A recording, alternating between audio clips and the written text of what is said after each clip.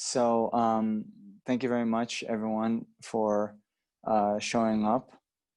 I had shared this link with a few people, and in that I said that the time is not good, not as good for Asia as it is for Europe and the Americas.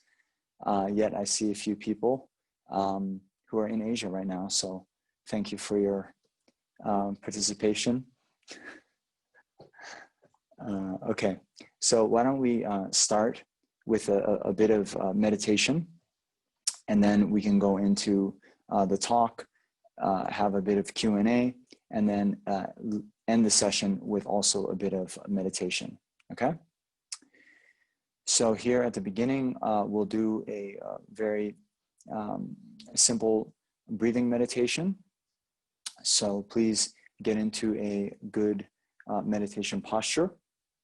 So most important thing is to have a upright back, so no slouching over. If you're sitting in a chair, please move up from the back of the chair so you're not leaning back on it. And then I think I mentioned last week, but the Tibetans have a saying that, the mind in the body and the body on our cushion. So many times we are, caught up in our thoughts, thinking about the past and future. So this practice at first, we're just trying to really ground ourselves, connect with the present moment. And we do so by connecting with our body, and particularly our tactile sensations in the body. Because although our minds might be jumping from various thoughts about the future, all of our tactile sensations are only in the present moment. So after you get into the meditation posture, I like to start with just a general awareness of the body. So just try to really connect and concentrate on all the tactile sensations in the whole body. And one way to do that is to sort of ask yourself the question, how do I know that I'm sitting right now?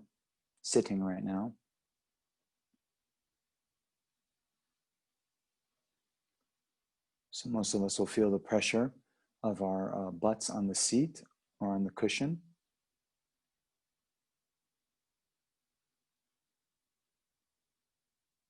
And then we can do a quick scan, starting from our heads all the way down to our toes. Just really feeling kind of part by part, bit by bit, section by section of our bodies.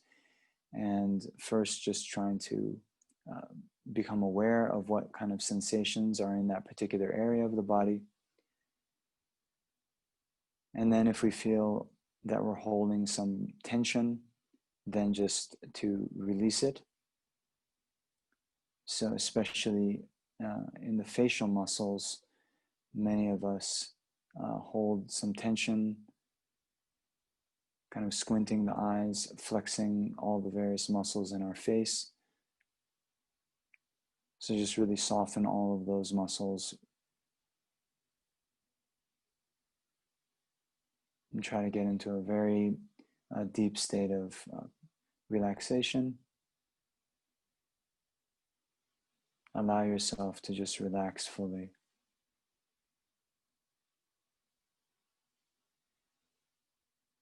And then in a similar way, just continue to go down through your body at your own pace. Just noticing what is there and then releasing any tension.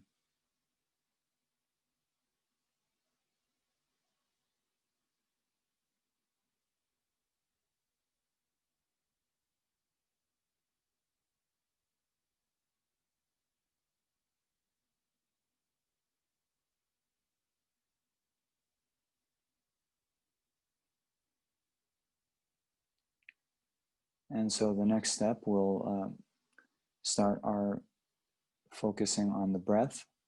So here what we can do is at the beginning, let's take 3 more intentional, very deep breaths. So inhale, really feel that abdomen expanding, the diaphragm expanding, and your lungs gradually filling with air from bottom to top. Try to fill them all the way, as long as it's comfortable. And then when they're full of air, then release. And again, a little bit forceful, using some effort to expel all of the stagnant air that we've been holding in. We do that a second round.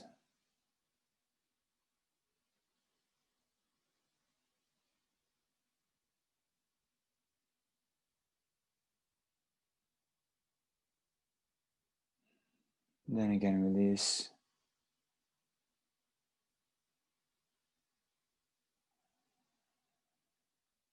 Last time, breathe in as much as you can.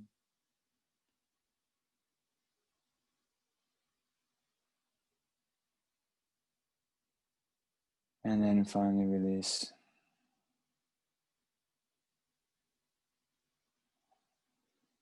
So now continue with the natural flow of the breath. So here, very effortless.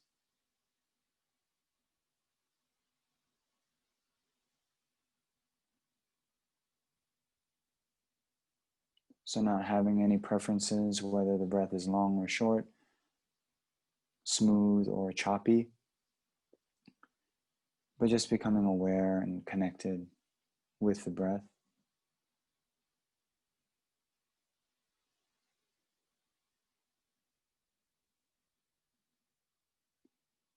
So first, just becoming aware of the tactile sensations all over our bodies as we breathe in and out. So we'll feel it in the abdomen, we'll feel it in the chest, we'll feel it perhaps in the nostril area.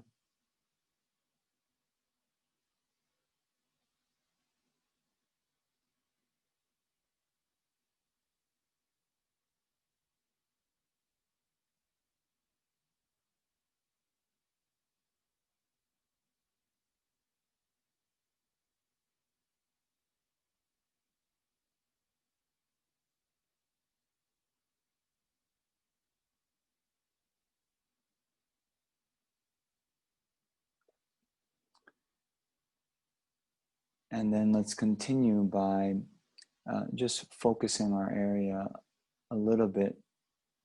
So here, focus more on just the rising and falling of the abdomen. Again, working with a natural, effortless breath.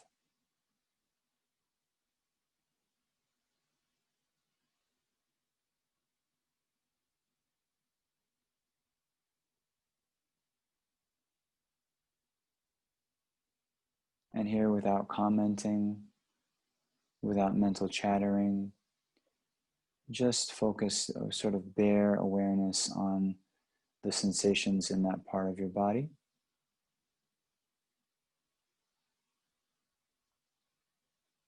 And as we try to focus on our breath, if there are other appearances that come to the mind, be they external, like sounds, or internal, like different thoughts, then again, don't engage with them.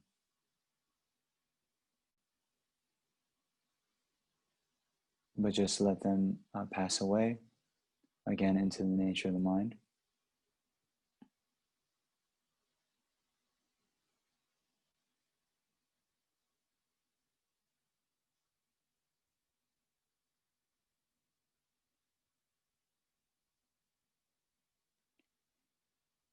And here we can think that with every exhalation, then just as we're releasing the breath, we can release any of these thoughts that might come up. And then each cycle, when we breathe in, we can sort of arouse our attention so that our attention is more focused, more sharp, and more clear. So at each cycle of a complete inhalation and exhalation, we have both a deeper sense of relaxation, yet increasing in focus with each breath.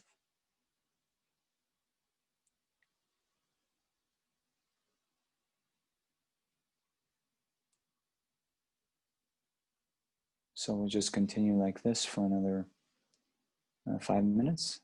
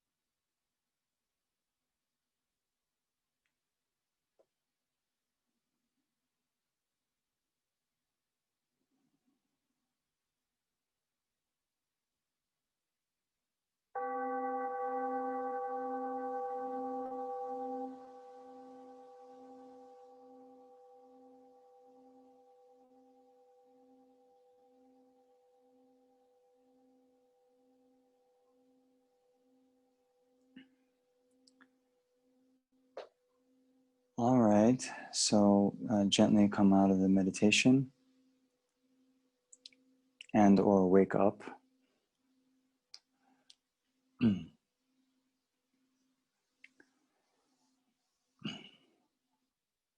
Okay, so Grüezi miteinander, yet again. Okay, so I was saying, I think it's very important to sort of know where this particular teaching on the 12 links fits in to the overall path to enlightenment, where it fits into the Lam Rim, and you know, why do we care about this topic? Why do we study? Why do we meditate? These things are important to sort of keep in mind.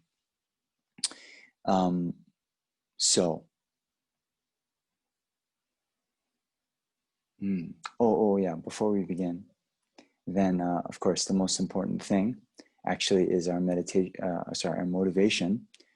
So please just take a moment to adjust your motivation, thinking that the purpose of my life is to benefit all sentient beings. And in order that I may be able to benefit sentient beings in the best way, I myself must first achieve the state of complete enlightenment. Then and only then will I have the skills and ability to most effectively guide sentient beings from the oceans of samsaric suffering to the state of enlightenment as well. And therefore, I need to learn about all the various practices that lead to the state of enlightenment. And therefore, I'm going to listen to this teaching here this evening. Okay? All right. And yeah, usually when we go into a new sort of teaching topic, then there is this topic that was at the beginning of Lam Rim about how to listen to and explain a Dharma teaching. And without going into that so much, here, let's just try to remember abandoning the three faults of the vessel, you know, the upside down vessel. So you can imagine if you have a delicious drink, but your glass or mug is upside down, then nothing can be poured into it. Then that is like, although we're at the teaching, not really paying attention. Maybe some of you, you know, you're kind of watching on your computer screen, but also like, I don't know, texting your friend about what you're going to do later tonight. I'm not accusing anyone. I'm just saying it could happen, right? So these kinds of things, right? Where you're not really paying attention to the lecture.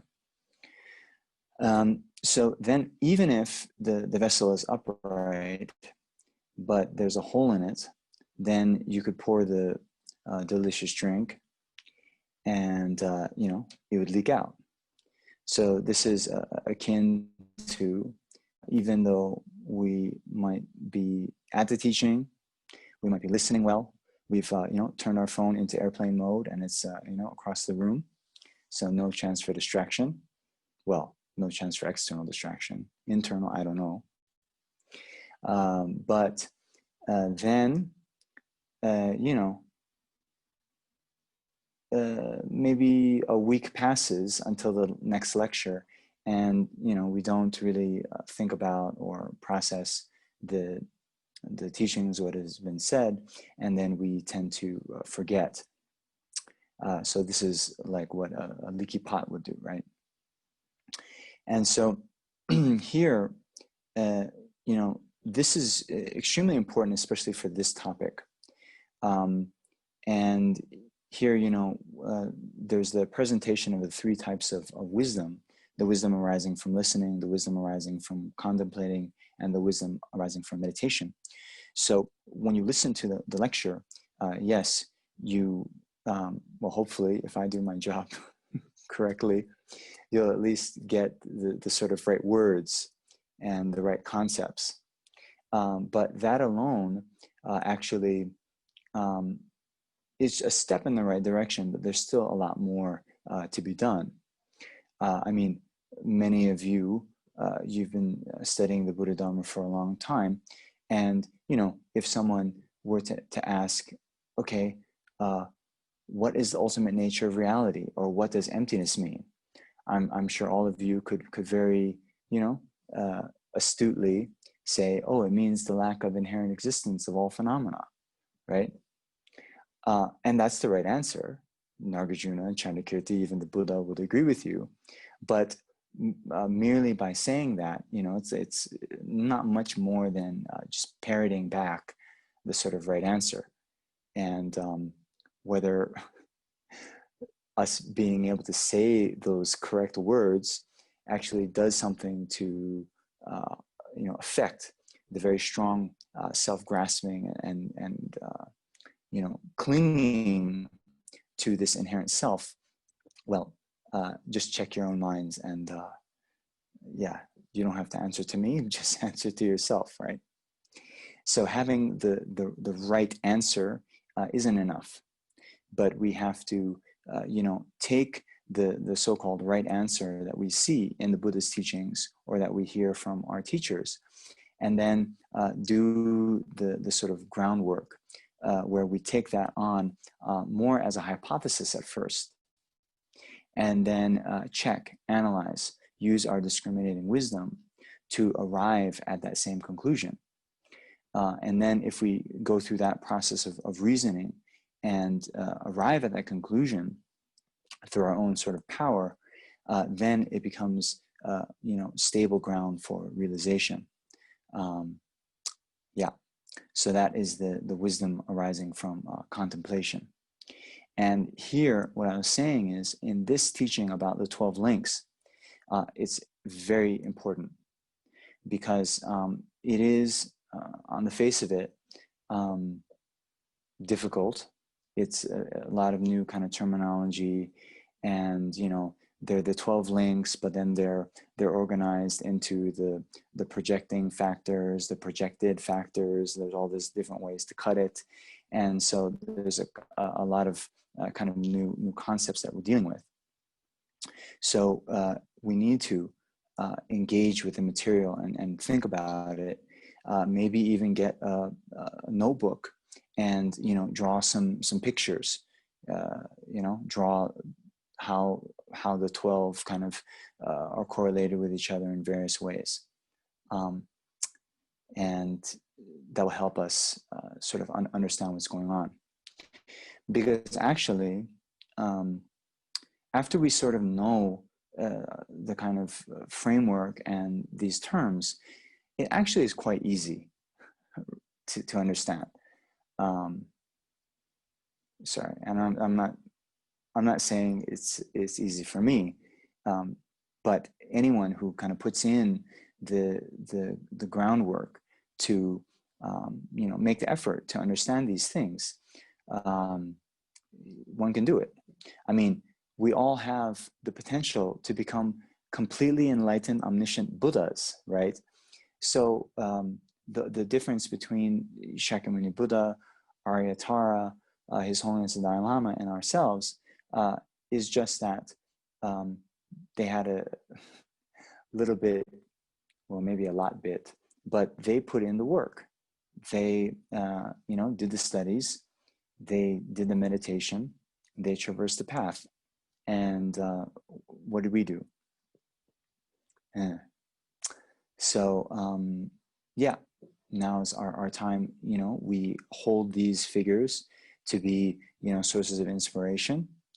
I always like to say, you know, I want to be like the Dalai Lama when I grow up, right?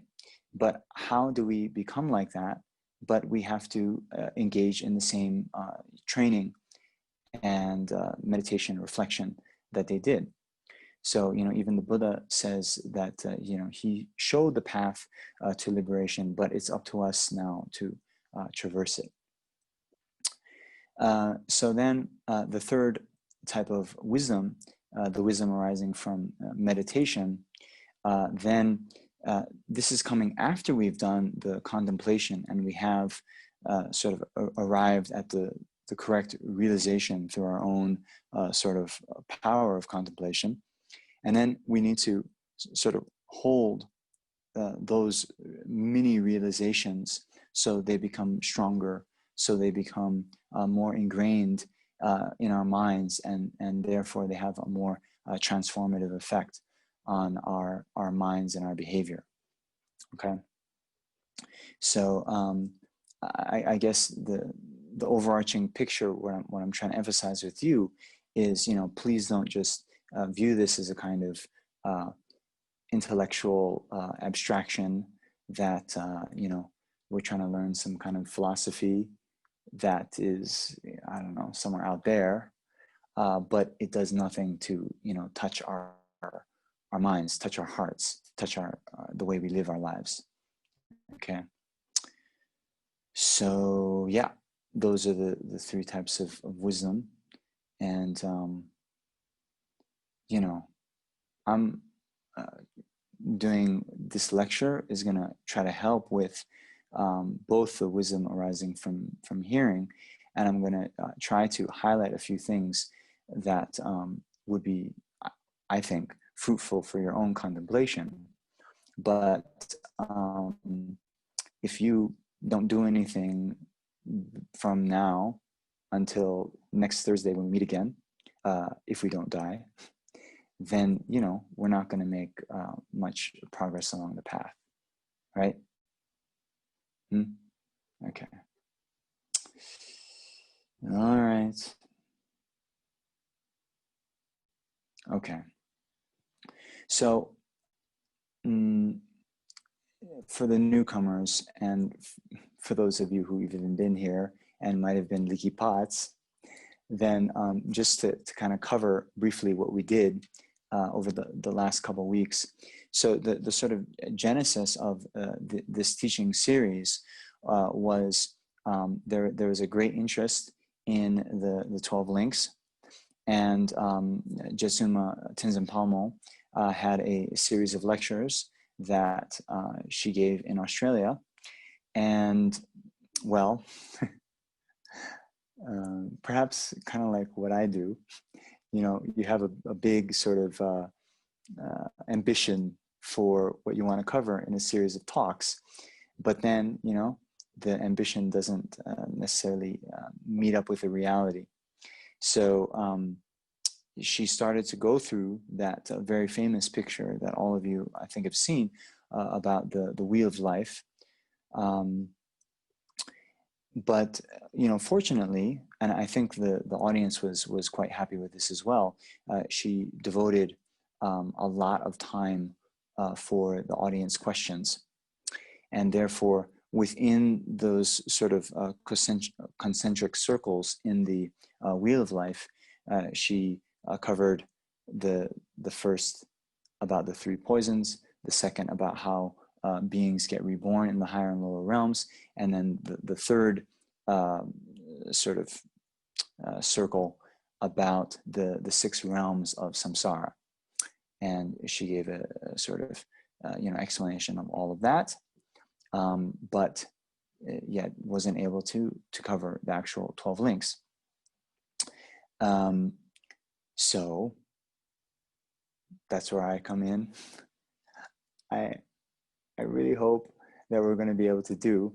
I'm confident we'll be able to do so, actually. I'm being just a little bit funny, but I think we'll be able to do so. But again, the whole picture of the wheel of life basically is showing how karma works, how samsara works, and that picture, how it is depicted, was actually done exactly in accord with the Buddha's own instructions. So that way of depicting samsara in that graphical format was taught by the Buddha. and it was also taught that that picture be in all the Buddhist monasteries. And so now when you go to Tibetan Gompas, you'll see that mostly on the outside of the wall, sometimes on the inside, right by the door. And, so this goes to show what importance the Buddha himself placed on this. And so here, like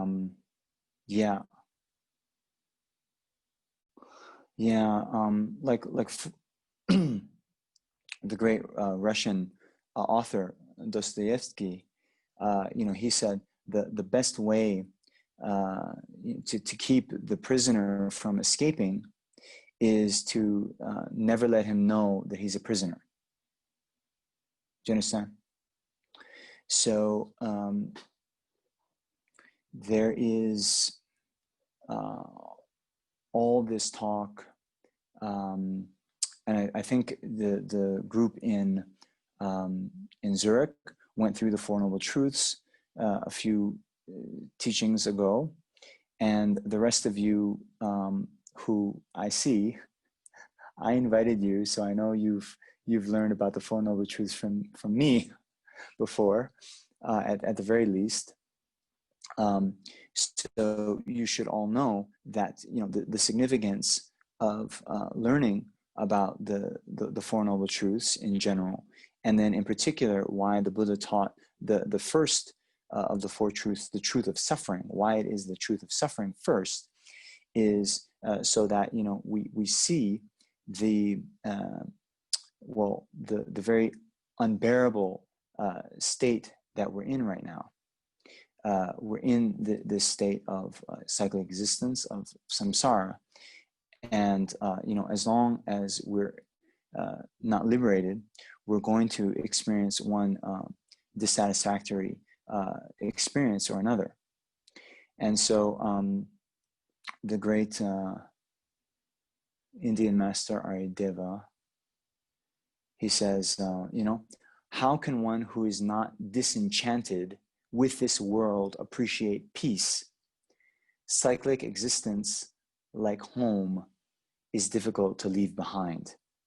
Okay, so we need to develop a sort of disenchantment that sees the faults, the drawbacks of samsara, so that we no longer think that, okay, I'm suffering a bit now, but why I'm suffering? Oh, it's because I'm in debt, or I don't have a boyfriend, or whatever, I'm on lockdown, or all these things that we say.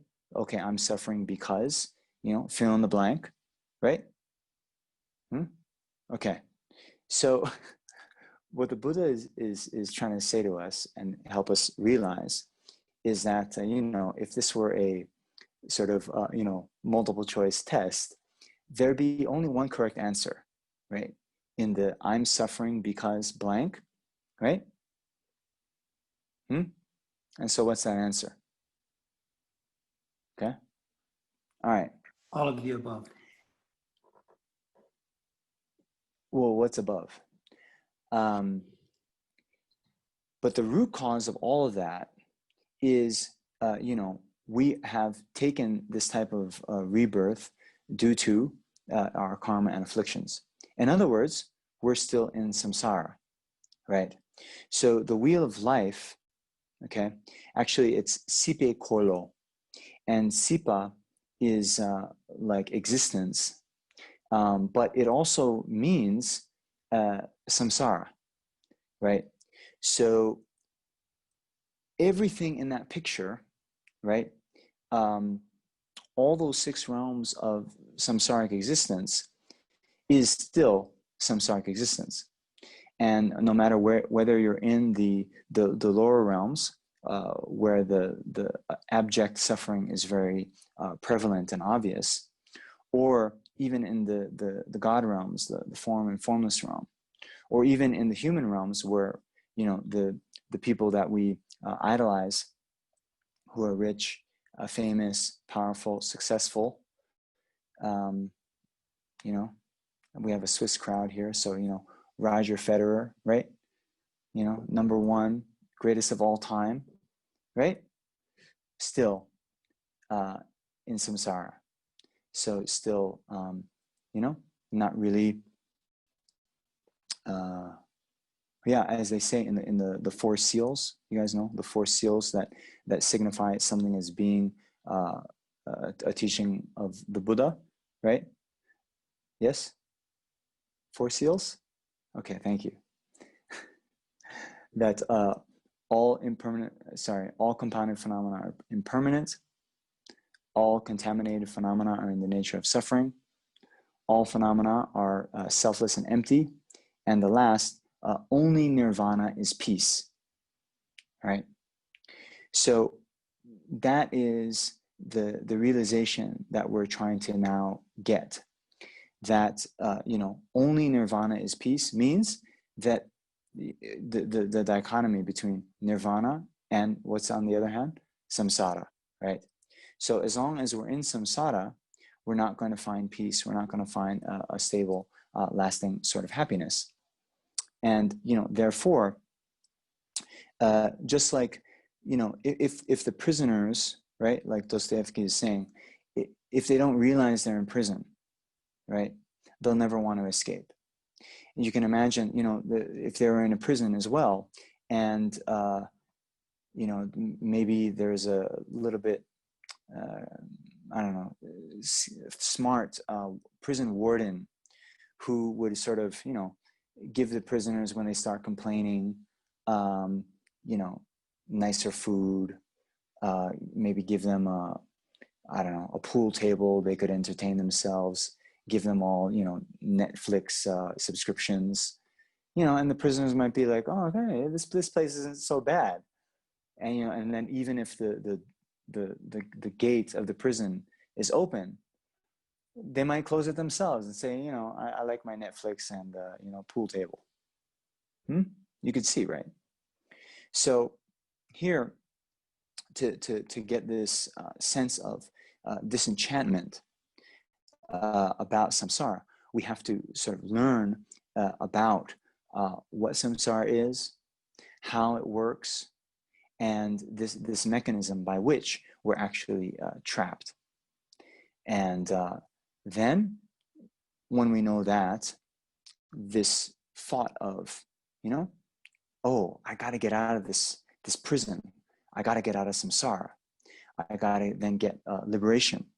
That type of mind, which, you know, is called renunciation in some translations. But I always like to emphasize, you know, the Tibetan etymology of the word ne chung, ne being definite, and jung means to emerge. So it's this thought that, you know, oh, I definitely have to emerge, you know, means get out of where? Samsara, right? And, you know, in order to do that, we need to then have very precise sort of definition of what samsara is, right? And not just you give me the translation from, you know, Sanskrit samsara to English cyclic existence, right? But what does that mean, you know? So yeah, anyway, just one teaching I gave a couple of weeks ago, then, you know, I asked like, oh, what does Lam Rim really mean? And this person said, the stages of the path to enlightenment. It's like, yeah. Yes, but, you know, what is that? Okay, anyway, do you understand? Right? So this again is, you know, the sort of bar you should set for yourself in terms of your understanding is that you'd be able to explain these concepts to someone completely untrained in philosophy, even say, you know, a 13-year-old, right? And to be able to explain it to them in a way that they can, you know, get some understanding, and not just sort of hide behind different terminologies, right? What does emptiness mean? Lack of inherent existence. What does that mean? Lack of independent existence, you know? And it's like just giving more sort of arcane terms, and you just kind of throw 12 of those out there and say, okay, I've done my job. I mean, you know what I mean, right? All right. So anyway, here,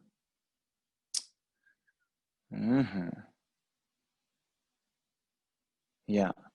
Since I just was talking about, you know, the importance of being able to really correctly identify samsara and nirvana, right? Then His Holiness, he's often quoting this stanza from Arya Nagarjuna's Mula Madhyamika.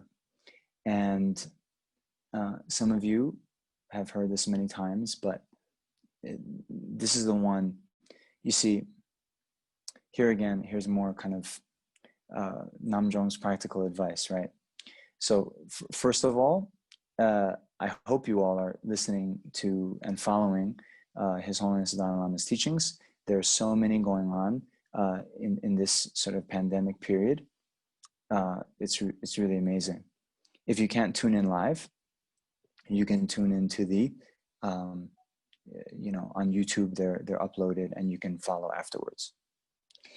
But then, you know, as you start to hear more and more teachings from His Holiness, then you also have to pay particular attention to the things that he is sort of emphasizing again and again. And in my opinion, right, these little stanzas that he keeps quoting again and again, they are really, really good to write down and to make sure you're able to explain them. And okay, at first you might just be parroting what His Holiness is saying, but you know, you then use those as the basis for your, you know, contemplation and then meditation, right? And so this one, which I'm about to read, His Holiness brings up, I think, every teaching that he's given this year. I think, okay? And you'll see why. So this is verse 5 of chapter 18 of Mula Madhyamika. By exhausting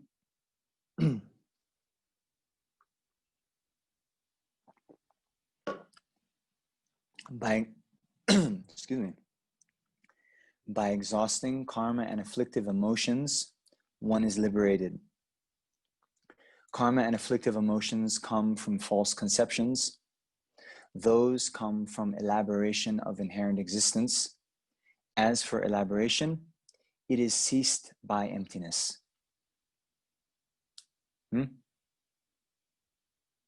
Verstehen Sie? Okay. So here, you know, we have the first line. By exhausting karma and afflictive emotions, one is liberated. Okay? So we have liberation means liberation from what? Liberation from samsara. So this actually is giving the very definition of what liberation is, right? The definition of liberation is the exhaustion or the abandonment of, you know, karma and afflictions. Okay? We can get a little bit more precise and technical in a bit, but that is what liberation is. And so now, when you go back then and sort of apply this then to the Four Noble Truths, right? So liberation would be the truth of cessation, right? And then karma and afflictions is the truth of the cause of suffering. You understand? Okay. But here now in the next line, going a bit deeper, karma and afflictive emotions come from false conceptions. okay? So you'll hear this a lot, but in general, you have the karma and afflictive emotions being the causes of samsara. But then among the afflictive emotions, you have, well, really, there's presentations of 84,000 afflictive emotions, right? And then you'll have presentations of the 10 root afflictions and the 22 secondary afflictions. You'll have presentations of the 6 root afflictions. Then you'll have presentations of the 3 poisons. So those 3 poisons were at the center of the wheel of life, as you remember, as you held in your pot, right? But then the so-called roots of all the afflictions. Okay, sorry. So, okay, those 3, okay, 3 poisons, the ignorance, attachment, and aversion are the 3 sort of root poisons, right? So here in the second line, karma and afflictive emotions come from false conceptions. So here, those false conceptions are the sort of superimposing the qualities of attractiveness or unattractiveness onto objects. You understand? Did we talk about this last week? In any case, you see, how should we put this? Okay, we have this saying, right? Beauty is in the eye of the beholder. Yes, right? Beauty is in the eye of the beholder, right? What does that mean? So, the things out there that we think as being beautiful, right? There's no objective beauty in and of itself. And therefore, when you have arguments with your friends, whether, I don't know what you argue about, oh, this blouse is so nice and pretty. And then your friend is like, what? That's the ugliest blouse I've ever seen, right? So then you might argue about it, but then your third friend might come and say, you know what? Beauty's in the eye of the beholder means there's no really objective way to resolve your argument, because the attractiveness of the blouse doesn't exist objectively somehow on the blouse, right? But is in the eye. Actually means, if the Buddha were to say it, means in the mind of the beholder, means the one who's seeing it, right? Okay, right? So, there's another saying, right? That we don't see the world how the world is, but we see the world how we are, right? So we constantly are sort of projecting these judgments of, good, bad, beautiful, ugly out on the world. And then what happens, those things that we consider to be good, attractive, we have clinging attachment to it. We have greed, right? We want to possess. And then when others try to take it away from us, we get angry, right? Or the things that we see as unattractive or, bad, we have a very fixed concept of that. And therefore we want to, destroy nations, go to war, all that. And so then all the rest of the afflictions then are stemming off from this, that we're having these judgments of inherent goodness or badness onto objects. And then, when we think of ourselves as being, inherently good, then pride arises, right? And when we see someone else who's, enjoying something, we get jealous, right? So anyway, all the other afflictions are coming from these, okay? So those false conceptions are the conception of, inherently existing beauty, attractiveness, these qualities onto objects, okay? So then those come from elaboration of inherent existence, right? So what that means is, in order for there to be an inherently beautiful prayer wheel. Look at this, so nice. Prayer wheel, so beautiful, right? But in order to have an inherently beautiful prayer wheel, you have to have an inherently existent prayer wheel. You understand? Right? So like, for example, you know, there's the famous example of a non-existing, you know, thing, the son of a barren woman, right? Barren woman means a woman who has no children, right? So a woman who has no children doesn't have a son, right? So if you were to say, okay, what color eyes does the son of a barren woman have? Or to say, oh, the son of a barren woman has blue eyes, you know, you have to make that statement, you have to already be believing in the son of a barren woman. You understand? So in a similar way, to believe in the inherent or intrinsic qualities of the object itself has to be inherently existent. You understand? Okay. So then those come from elaboration of inherent existence. As for elaboration, it is ceased by emptiness. Right? Okay. So this elaboration, the grasping to true or inherent existence, how is that ceased? Well, since it is a wrong view, okay, since it's ignorance, and we're going to get into that, right? It's the first link. We might get there. Okay.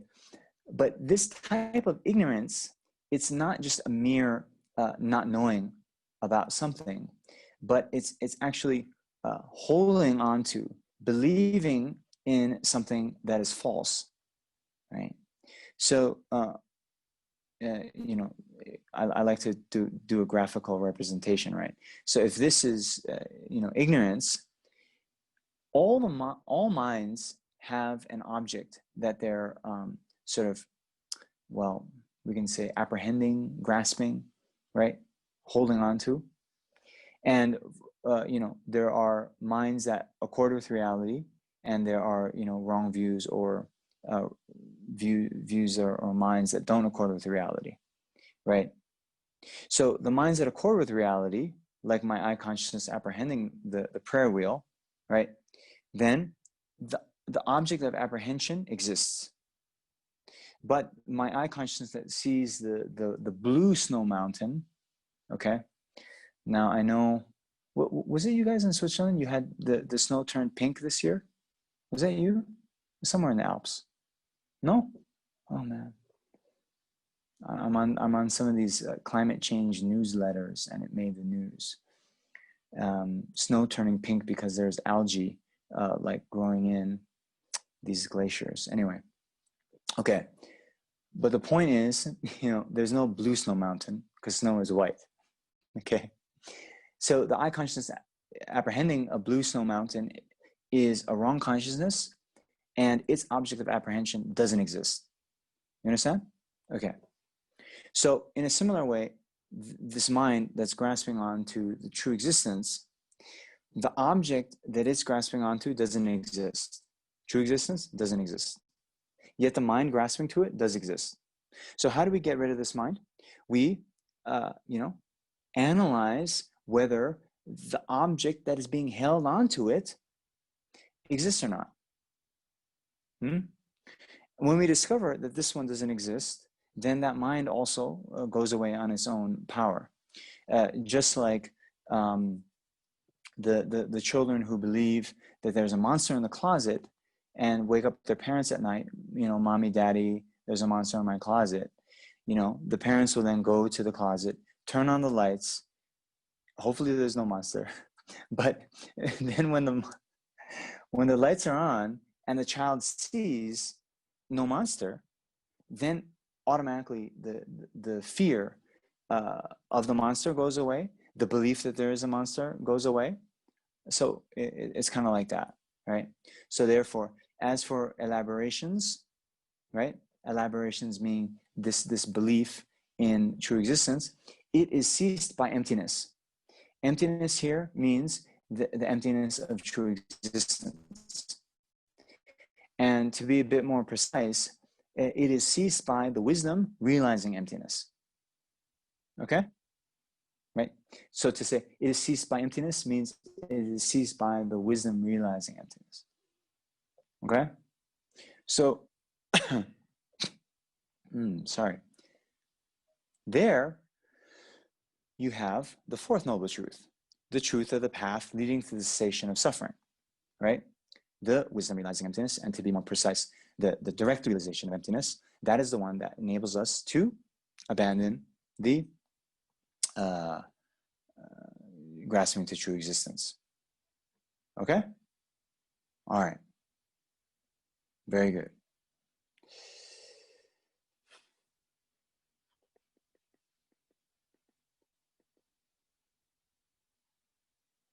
Okay. And, why I was sort of bringing this up is, I think I talked about this the very first week, but this topic of the 12 links of dependent origination, where is it found in the Lamrim? In the paths of the middle capable being, right? In the paths shared with the middle capable being. And so when you look in the Lamrim outlines, the middle capable being has, these outlines of identifying the mind intent on liberation. That's what we talked about, this mind that, wishes to be, free from samsara. And then the method for developing the mind intent on liberation, right? This is the main sort of practice that the middle scope practitioner is engaging in. And here, there's two ways of doing that. You can meditate on the true suffering and true causes of suffering, right? Which is the first two of the four noble truths, or meditating and reflecting on the 12 links. Okay, so in this way, the 12 links is just an elaboration, in more detail of the first two truths, right? We're saying that it shows samsara, right? That the wheel of life, it shows samsara.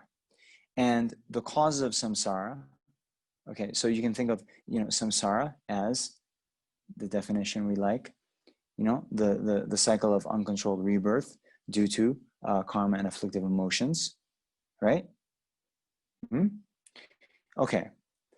Then the question is, all right, I'll take your word for that, but if you dig a bit deeper, tell me exactly how karma and afflictive emotions actually are, causing cyclic existence. What is that mechanism? That's what the 12 links is telling us in more detail. Okay? So, why I brought up that stanza, why I keep talking about the four truths is, we should think of these topics as very interrelated, right? And the four truths is, of course, a more sort of brief. There's only 4, and in 12 links we have 12. So but it's not like so difficult. So especially when we have a firm grounding in the four truths, then when we now think about the 12 links, it'll help us a lot. Okay. How's my time? Can I ask a question? We'll have questions at the end of the session. Okay. Unless, let's do like that. Okay?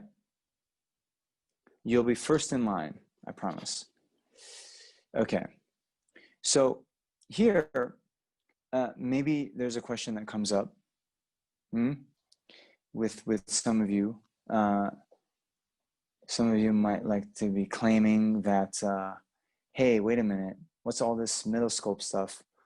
I'm a great scope practitioner, I'm practicing the Mahayana, right? Yes? I mean, so Lama Zopa Rinpoche, he kind of jokes about this a lot in his series of teachings, where, a a lot of people, the middle scope is actually a little bit heavy. You know, at the beginning, we're hit with the 8 types of suffering, 6 types of suffering, 3 types of suffering, causes of suffering, all this suffering, suffering, suffering. It's a bit heavy in the mind, especially when during these, COVID lockdowns, we're already, experiencing a lot of suffering, and we want to come to a meditation class for what we did at the beginning. Okay, just let me breathe and not think about my problems for a few minutes, Namjong, right? But, yeah, you see, this thought of getting a real revulsion for samsara, it's not just for the middle scope practitioners, but even those of us who like to claim we're practicing the Mahayana. Shantideva says that those who have not had this thought about them for themselves, even in a dream, how could they develop this thought in relation to others? Okay, so what is this thought? The thought, very explicitly and to think, not just, may I be happy, may I be free from suffering, but to understand what is the root cause of suffering. And to then understand that, okay, yes, since I want to be free from suffering, I need to be free from karma and afflictions. So if you're not even thinking, may I be free from all karma and afflictions and samsara, even about yourself in a dream, then how are you going to understand that in relation to others, right? And so, this mind of bodhicitta, thinking, may I free all sentient beings from suffering, may I become enlightened for the benefit of all sentient beings, right? It's predicated on this mind of compassion that wishes others be free from suffering. But if our understanding of what suffering is superficial, then we can run into a lot of problems. Especially if we don't understand the 3 types of suffering, suffering of change, all pervasive compounded suffering. Many of us, since the suffering of suffering is so obvious, when we look in the world and we interact with people, it's a little bit easier to generate a compassionate mind toward someone in abject suffering. But those who are experiencing suffering of change, Roger Federer, who has, I have such compassion for that guy, right? Are we thinking like that? No, we're thinking about the children in Africa like this. So then our quest to become, even to become bodhisattvas, much less Buddhas, it requires to have great compassion that extends to all sentient beings, right? And since this mind of compassion is a mind that then views a sentient being and wishes them to be free from suffering, if we view certain sentient beings and don't have the thought or don't have the recognition that they are in fact suffering, then it's going to be very difficult for us to generate compassion for them.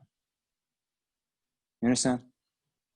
So my beloved would-be bodhisattvas, okay, don't just skip through this one thinking, this is for the Shravakas, those selfish ones only interested in their own liberation. I'm gonna skip to volume 2 because I practice bodhicitta, right? Don't do like that.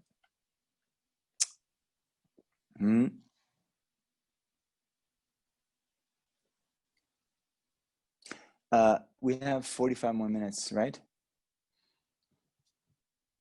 Yes, okay.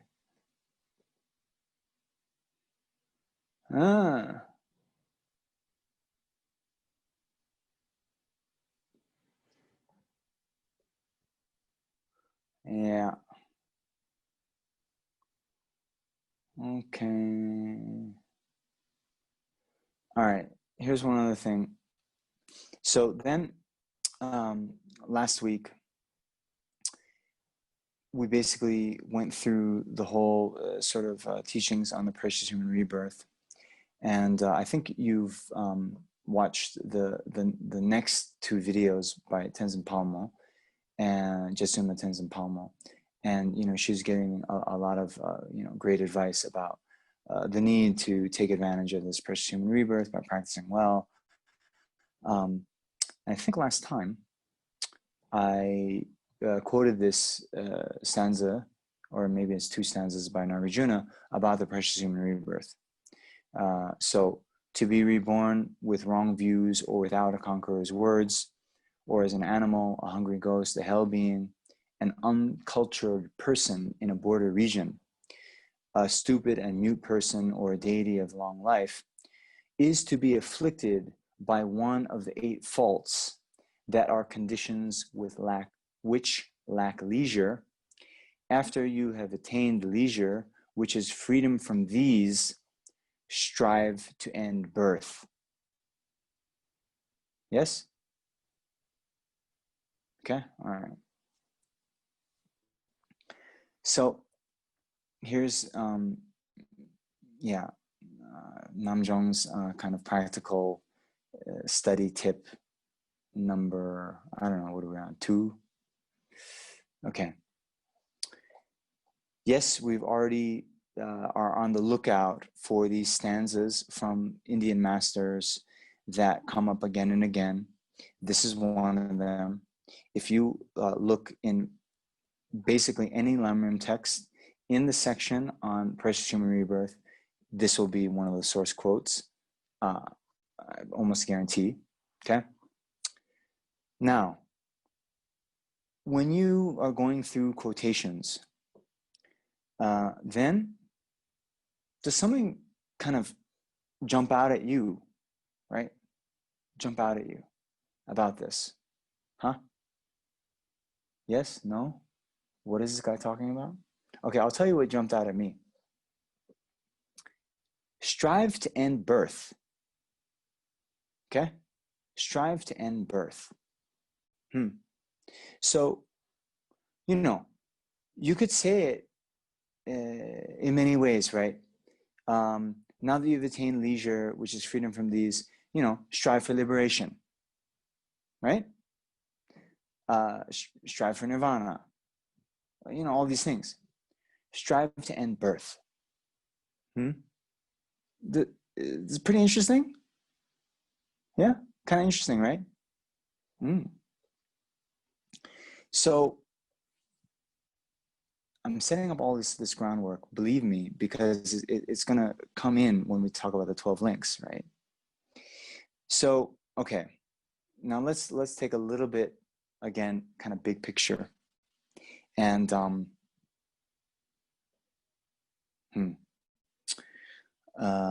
you educated, cultured Europeans, right? You all know Albert Camus, right? The great French philosopher. And he wrote in a very thought-provoking book, The Myth of Sisyphus, right? There is only one really serious philosophical problem, and that is suicide. You understand? Okay. So, but by the way, you know Sisyphus, right? Right? Sisyphus. There's 2 mountains, they're kind of formed like this. And then as a sort of punishment for all of eternity, he had to push this boulder, up. And then when it got there, it would just come rolling back down, and then you have to push it back up. So it's this kind of like analogy for actually our human condition within samsara, where although we make all this effort, right, it never stops. And because of impermanence, right? So even, Shantideva is saying that we might get reborn in a God realm and spend a lot of time, frolicking, enjoying ourselves. But after that karma runs out, then again, we'll get reborn in the lower realms, right? So our samsaric activities, because of the nature of impermanence, everything that is accumulated will get dispersed. All the meetings, all the relationships we have will end. All those, who achieve a high status, then eventually will fall. And by the way, this is the way you generate compassion to Roger Federer, right? So anyone who achieves #1 in the world of tennis, they're not going to be #1 forever. They'll fall from that, right? Impermanence, right? So generate compassion to him. Okay. And then everyone who is born will die, right? So this is the sort of, nature of samsara, right? So Camus then sort of actually getting some level of this realization, similar to the Buddhists, saying like, hey, wait a minute, all of this, human activities, the hustle and bustle, trying to, earn money, get fame, get people to like me, all this stuff, it's utterly futile. And while I'm doing that, I'm experiencing so much disappointment. I'm experiencing, so much suffering. Why don't I just end it all by killing myself? You understand? So actually, I'll just share. One of my very best friends from Hawaii was very deeply influenced by this. And he, as a philosophical position, thought that suicide was the answer,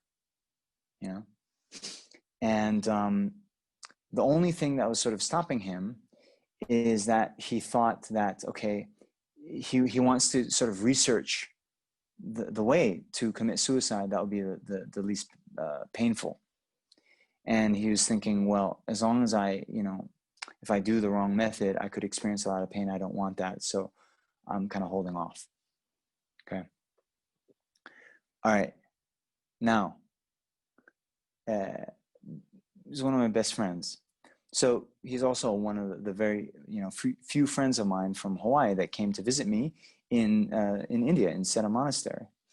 And we actually met with my teacher, and we had this kind of philosophical discussion about, why not commit suicide?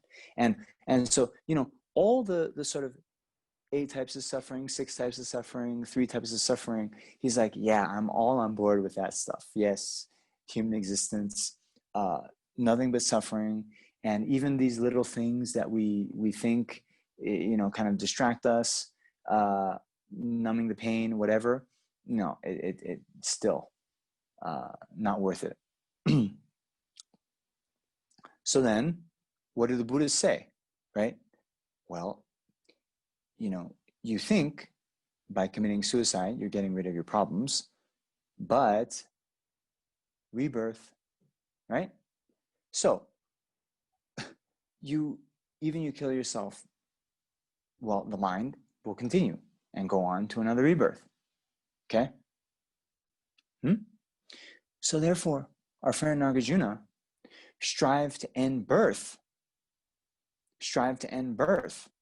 okay? And what that really means is, birth within samsara means the uncontrolled rebirth due to our karma and afflictions, okay? Because until we do that, well, let's say it like this. After we do that, then still the mind doesn't cease, according to the Mahayana tenet system. Still the mind will go on. But since that mind has abandoned the afflictions, it's not going to be reborn within samsara. And even the Shravaka arhats, they get reborn in the Pure Land of the Buddhas. So where there's no suffering. You understand? So this is the reason strive to end birth. Okay? So now, how then do we do that? Okay? So now here you see when we get into the 12 links, right? Hold on, do we still have time? Oh, we need question and answers and meditation. And yeah. Okay, let me just start it so that, you know, Talia won't be accused of false advertising. Nor me. Okay. So you see, in the 12 links, okay, little fast forward. Well, let's fast forward to number 11, okay? Number 11 is birth, okay? Number 12, aging and death, okay? So, all right. We'll get into these various presentations about impelling causes and actualizing causes and all that, okay? And there's different ways that the causality, you can meditate on a forward way, you can meditate on a backward way, all this, okay? But basically, it's like this. You know, you can think all these problems that I've had in this life, all the sicknesses that I've had, all the, you know, disappointment, all of the suffering, right? Basically, if we identify the root cause, it's because I took, you know, in my last life, I didn't abandon karma and afflictions. And therefore, at the last moment of my you know, previous life, I took birth into this life, projected by the karma and afflictions I didn't abandon. Then I came into this life with these contaminated appropriated aggregates. We're going to talk about what that means more. But then this type of body and mind is subject to disappointment, sickness, aging, right? All the other kind of sufferings is because, you know, I have this. And even the fact, okay, more fundamentally, even the fact, oh, someone criticizes me, I get angry, right? Or I get hurt. Why is that? Because I haven't abandoned afflictions, right? So, you know, actually, Shantideva uses this as a means to meditate on patience, where, you know, he says that, you know, the other person has brought the weapon, but I have brought the body. So therefore, who is to blame, right? Very, very fundamentally, you know, okay, it's not in the real scope of what we're talking about here, but, you know, try that as a means of trying to meditate on patience, right? Like, okay, if we had done our work and had become enlightened Buddhas by now, right? Anyone could say anything to us. We wouldn't even get the slightest bit angry with them, right? Okay, so now when someone criticizes us, what is our reaction? 100% this person is to blame. But actually, what Shantideva is saying is, well, had you become enlightened by now, you wouldn't have to experience this either. Okay, anyway. All right, so birth. Actually, you know, in the 8 types of suffering, there's the, you know, suffering of birth, aging, sickness, death, right? So in the suffering of birth, they talk about 5 kind of subdivisions of the suffering of birth. And the second one is the most important, that birth is associated with these dysfunctional tendencies.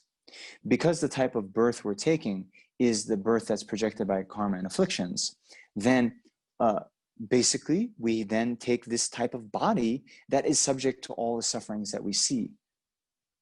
Okay, so therefore, you know, yes, here in the the 12 links, it says, okay, then from birth, right? After we're born, after we take birth, then what do we have? Aging and death, right? In the actual, sutra where this came from, the Rice Seedling Sutra, which I think you know, or maybe don't know, but the sutra source for this teaching on the 12 links is the Rice Seedling Sutra. Rice seedling. Okay, so I'll just read this, and then we can open it up for questions, right? So, right, the Buddha is saying, it is like this: through the condition of ignorance, compounding factors. From the condition of compounding factors, consciousness. From the condition of consciousness, name and form. And then the 6 sense spheres: contact, feeling, craving, grasping, existence, birth, aging, and death. From the condition of aging and death, agony, wailing, suffering, unhappiness, and mental disturbance all arise. Like that, merely this enormous heap of suffering arises. Right? So, you understand? Because we took birth in samsara, then aging and death, agony, wailing, suffering, unhappiness, all mental disturbance arise, right? Now, we'll get into this later, but why is only aging and death kind of singled out, and then the wailing, suffering, unhappiness, mental disturbance not included? Why isn't there a 13th and 14th link, right? Well, it is said that, a sort of pure practitioner, although you have had birth, you can get rid of the agony, wailing, suffering, unhappiness. There's one commentary that says, those agony, wailing, suffering, whatever, is at the time of death, right? So someone who hasn't practiced well, when they're about to die, they then have all these regrets, and they die with a lot of fear and agony. But someone who's practiced well, they can die with no regrets. So they have aging and death, but they don't have those other factors. Okay? So, yeah, maybe let's open it up to questions. Yeah, my question had to do with this very interesting comment when you said that the 12 links represent the first and the noble truth. And I was just wondering, first two, yeah. The first and the first two, yeah. And I was just wondering whether or not also inside the 12 links are also the third and the fourth truth, depending on where you start. For example, if you follow this 12th link and you start from ignorance, and you say cessation of ignorance, and then you just follow the 12 links by putting the word cessation, then there's also there the third and the fourth truth. Yes, exactly. You're exactly right. So I just like briefly mentioned that, there's the so-called forward way of meditating, yep. And then there's the reverse way. Yeah. So, in the reverse way, you would say, okay, I don't want aging and death, right? How do I, not experience aging and death? I need to abandon birth. Okay, how do I abandon birth? I have to do this. Yeah. And so in those cessations, we're going to get to the, explicitly the third truth, right? But then, it's understood that since that first link, ignorance, is what we're talking about with the grasping to the self. How do you overcome it? By realizing the non-existence of the object that it's holding on to, and that's the fourth truth. Yeah. So yeah, very good. Thank you. Okay. Next question. Shanti, you go first, and then the voice. I can only see 9 of you at a time. So Shanti, you're first. Oh, hello. Thank you for the teaching, Venerable. And I have a question that when we talk about how samsara comes about, you have the false conception. Is it actually a mental factor of discrimination?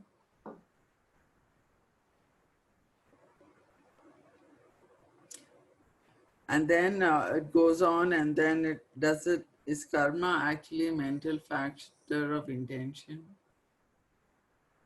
A karma is a mental factor of intention, yes. Although, you know, in the Prasangika school, okay, sorry. Maybe this question is above other people's heads. So let me, you know, Shanti is referring back to that stanza by Nagarjuna, right? By exhausting karma and afflictive emotions, one is liberated. Karma and afflictive emotions come from false conceptions. Okay, so her first question was, those false conceptions, is that the mental factor of discrimination? And so some of you who haven't studied, you know, mind and mental factors, you're like, what is this lady talking about? So anyway, there are,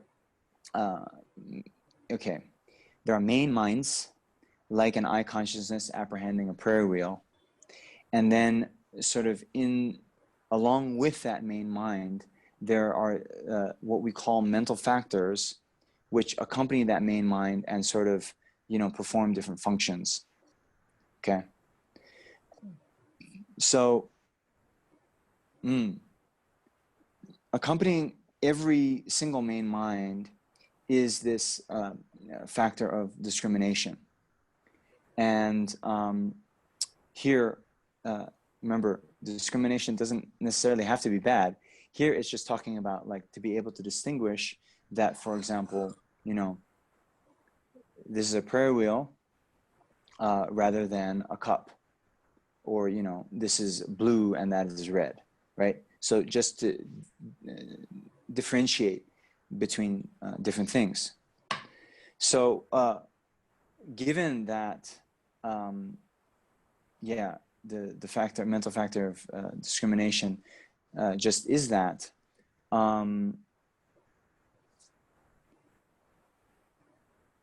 these false conceptions, I don't think, I'm actually not seeing this talked about in the commentary. I don't see why they would have to be just mental factors, right? Because you could have a main mind that also sort of grasps onto the, let's say, inherent beauty of a flower, right? And the main mind that does that would also be an object of abandonment, right? Okay. Now the second question, when we talk about karma, she was asking, is karma a mental intention? Right. So there's a little bit difference in the various schools. Of course, I think Arya Sangha says explicitly that karma is the mental factor of intention. So that is why, actually, when we do anything, we try to have the best possible motivation, because it is the intention to you know, get enlightenment for the benefit of all sentient beings. It's the intention to, you know, alleviate suffering or give charity or whatever. That is the most important determining factor. But like, for example, you know, there's 4 Buddhist schools, 4 Buddhist tenet systems, and the Vaibhashika, they hold there to be, you know, actual karma that is form. And similarly, the Prasangika Madhyamika, which is the highest tenet system, not sure I'm remembering this 100%, but I think they also believe something like that you can have karma that is actual, you know, form. right? And if something is form, it's necessarily not a mental intention. Okay. But yeah, you see, for our practice, it doesn't really matter, right? How you're categorizing, how you're cutting these things up, because both Asanga and Chandakirti and Vasubandhu, they're all going to say that how you actually exhaust the karma, well, you don't actually exhaust the karma. You see, you get liberation by abandoning the afflictive emotions, right? So when we talk about karma and afflictions being the process by which we take birth in samsara, I mean, we'll get to this later, but we have the craving, grasping, right? So grasping is this strong afflictive emotion that occurs at close to the time of our death, which activates a previously accumulated karmic imprint. Okay, so the great Indian master Dharmakirti, he says, the karma of one who has transcended craving for existence means abandoning, the link of grasping, lacks the potency to project another birth because its cooperative conditions are gone. You understand? So when we think of karma as seeds, right? Even though there might be a seed, if it doesn't come into contact with the moisture, fertilizer, heat, whatever, right? All those different cooperative conditions, it won't give rise to a sprout. In the same way, the Shravaka Arhats, they definitely have karmic imprints, countless. But those karmic imprints, since they've abandoned all the afflictions, they don't meet with the cooperative conditions. So all the Buddhist tenet systems hold that you need to get rid of the afflictions to gain liberation. And so once you've done that, then those karmic imprints, and then there's a lot of debate about where they're stored, what does it mean to be a karmic imprint, what is karma, that's okay. That's not that big a deal. You understand? Okay. Next question. Yes, Andrea Brada. Yes, I would like to ask something about these realms, about the pure realms. Are the pure realms also in samsara? So no, they're not. Mm. They're not. Okay, thank you. No, it's a brief way. Okay. All right. That would have been my briefest answer ever given, but I don't want to do that. So you see, one doesn't get reborn in the pure realms, projected by karma and afflictions, right? Depending on who you are, right? I was saying that these arhats who get reborn in the pure realms, they don't have afflictions anymore, right? So they're not getting born in samsara. Okay, let's forget about them. Even, myself, who is very much under the control of karma and afflictions, okay?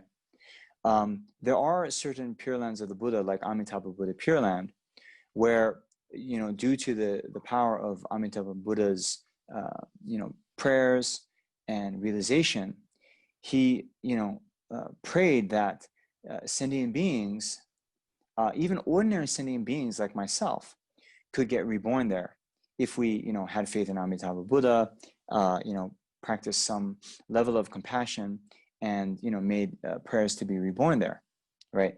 Whereas most Pure Lands of the Buddha, I would say 99%, one needs to be an Arya Bodhisattva to take birth there. And Arya Bodhisattvas, again, they're not reborn under karma and afflictions. They're reborn through the power of bodhicitta, and they have, uncontaminated karma, right? So they direct, as it were, where they're reborn. But samsara is, remember, we were saying uncontrolled rebirth. Okay. So anyway, there's a bit more context about that. Now, anyway, there's a few debates, but I'm not going to go into that. Okay. Thank you. I cut myself off. Okay, next.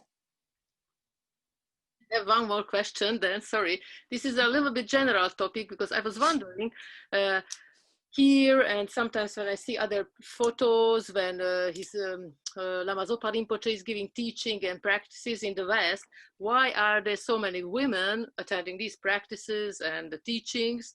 And this is my opinion, and the men are maybe, I don't know, 10%. Do you have an idea why is that? Why are they now more open to these kind of very serious and extraordinary teachings? Hello. Okay. Yeah, well, that statistic definitely is the case with this Zoom call. But,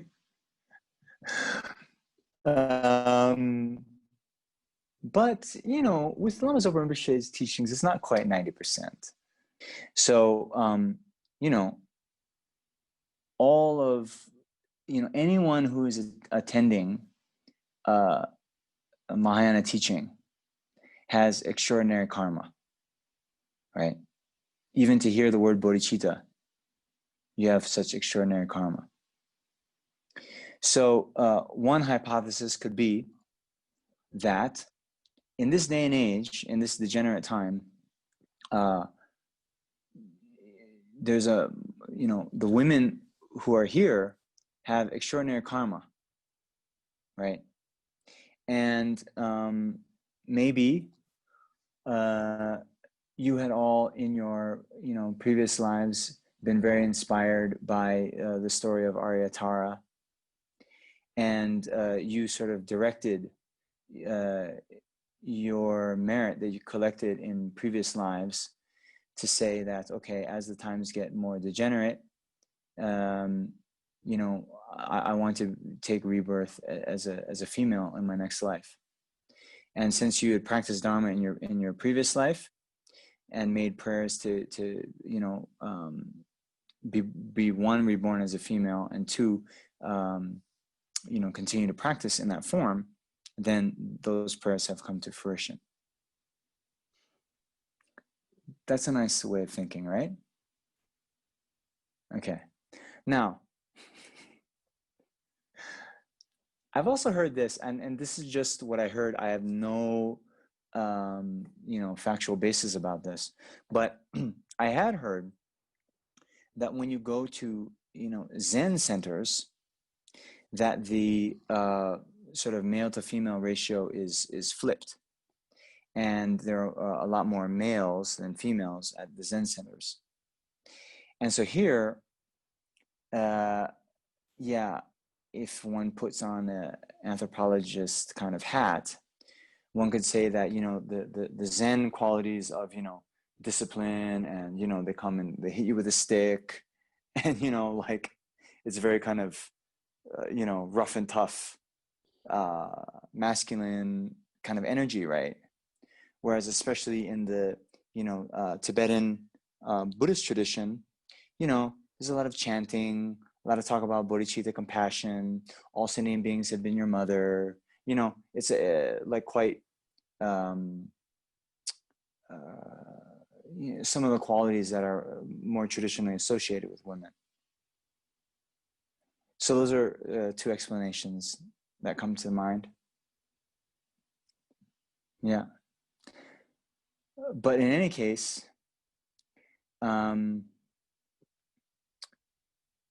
thank you all for coming. Male, female, whoever you are, thank you for your interest in the teachings. And so, okay, so do we have time for meditation?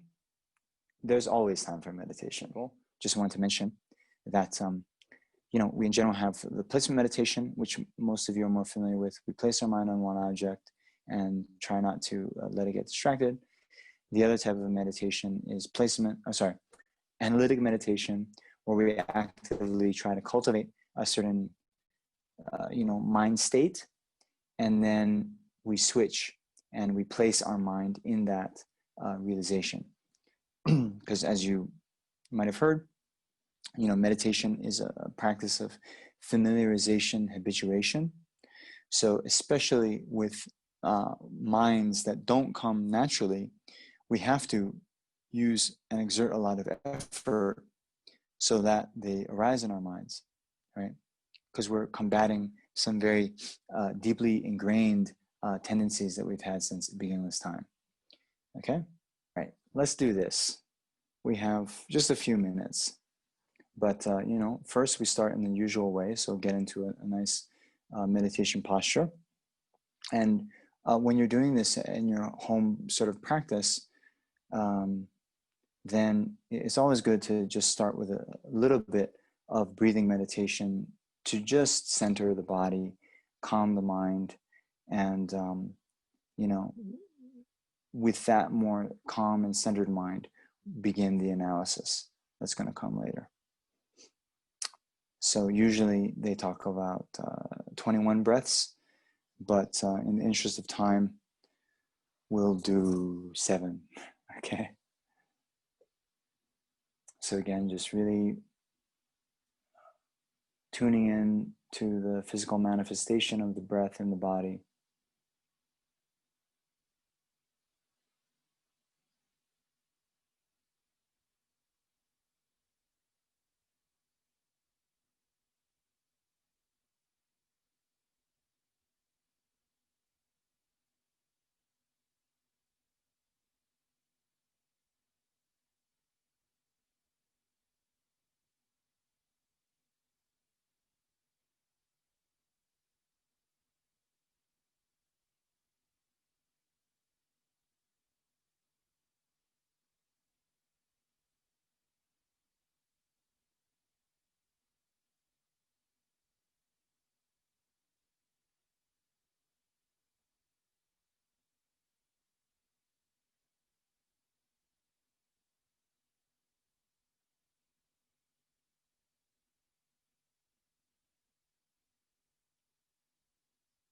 All right, so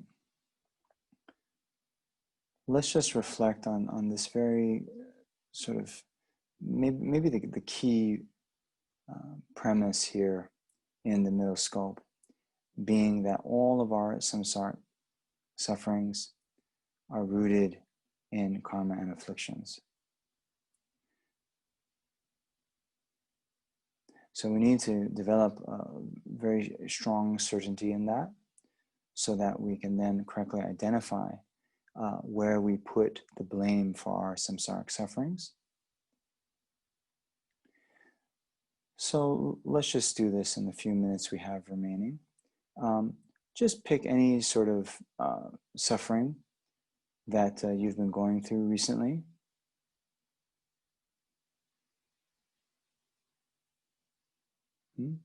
It could be, an illness.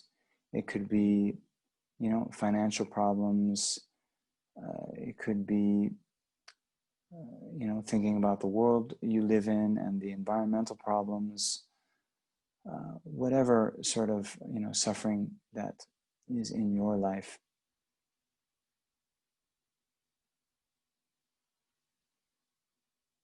Okay. And then let's just test the Buddha's hypothesis on this.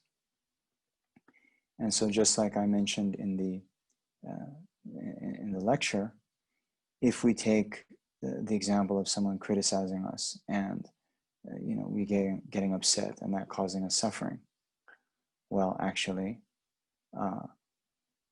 why did someone criticize us? Well, in the past, we criticized someone else. And then due to the law of karma, we experience events in accord with actions we've done in the past. So the fact that someone now has criticized us, oh, that's because of our karma. And then even if they have criticized us, well, why are we getting so upset? Well, I'm sure there's a strong sense of I that came up. There is some anger that came up, irritation, and these are the afflictions. So yes, the outside, the external factor of the person criticizing us, is there. That's not denying it. That's not then to, justify others' behavior, but just to then look deeper at the root causes and seeing that they are rooted in our own minds due to our karma and afflictions. So anyway, using a similar type of analysis for the problems or the sufferings that you've been facing, try to arrive at that similar conclusion that, oh yes, though there might be some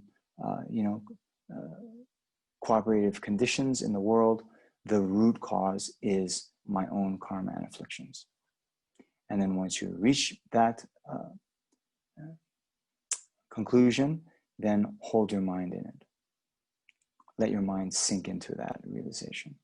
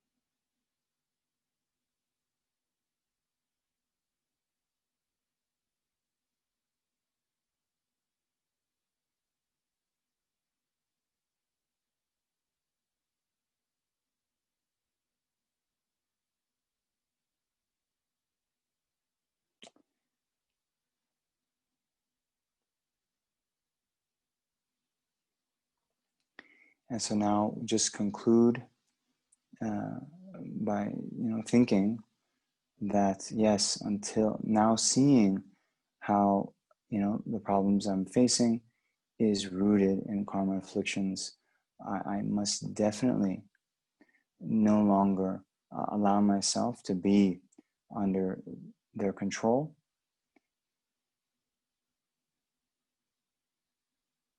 And I definitely have to abandon the root of samsara, this grasping to the self.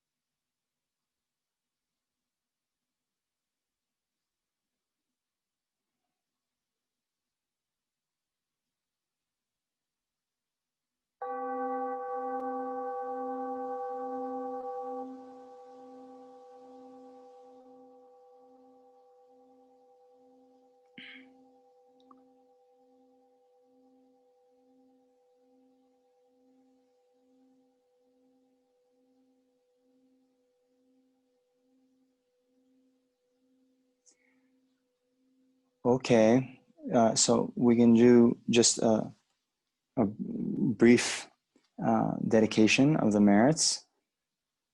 I'm trying to be on Swiss time, not Nepali time, okay? So just please think that due to all the positive energy that we've created in our time here today, as well as all the merits accumulated in the past, is being accumulated in the present and will be accumulated in the future by the numberless sentient beings and numberless Buddhas. May this mind of bodhicitta, this supreme altruistic wish to achieve enlightenment for the benefit of all sentient beings, may that arise in our minds and in the minds of all others without even a second's delay. And may those who have already generated bodhicitta, may that always never the of ourselves and others, and remember the sentient beings, numberless Buddhas, for the long lives of the spiritual friends, particularly His Holiness Dalai Lama and Lamas of Rinpoche, but more generally all the teachers teaching the unmistaken path to enlightenment. May they have long and stable lives. May all their holy wishes be fulfilled immediately, and also may all of our actions only be most pleasing to their holy minds, and may we ourselves be able to fulfill all their holy wishes without even a second's delay.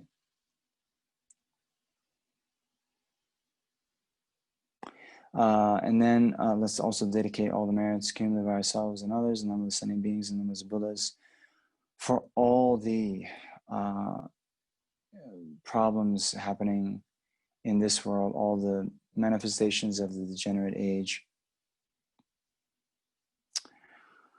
Of course, all the problems and suffering due to diseases, not just COVID-19, but all the various diseases afflicting beings in this world. Then all the associated economic problems due to, the lockdowns, then, curtailing economic activity. Then, of course, also all the natural disasters, all the fires, the wildfires happening, all of the hurricanes, all the problems due to climate change, all the various earthquakes. May all of these be instantly pacified, and not in this world, but all the worlds of the whole existence. And then let's also dedicate it for all those who have recently passed away.